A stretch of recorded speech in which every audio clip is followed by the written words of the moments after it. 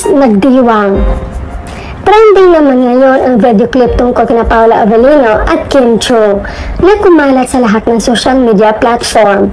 Sa nasabing video, makita niyang paglin ni Kim sa chest ni Paolo Avellino. Sinabayan ng aktor naman ng matching akbay sa aktres.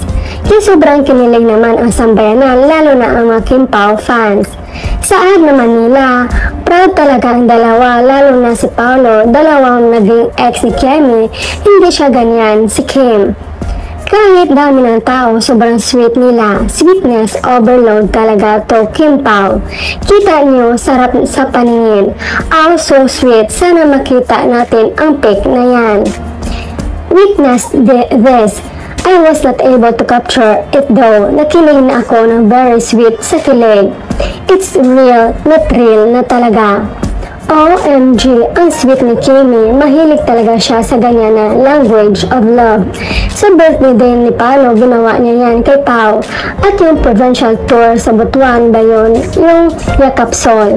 Kim Pao is love. Nasa braso ni Kemi, kamay ni Pao. Did he pull her closer to him? High imagination talaga natin. Dili man jud ta makapahulay og kilig ni nila. Ganahan pod ko. Slow mo please, ang bilis. High himlay malala.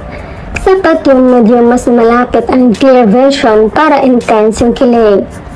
Ka-super wow na kilig to the max. Ang haharot. Diyos ko Lord. Parang sino kaya yung kumuha ng photo at na makita natin malapitan yung pagsandal ni Kim kay Pao.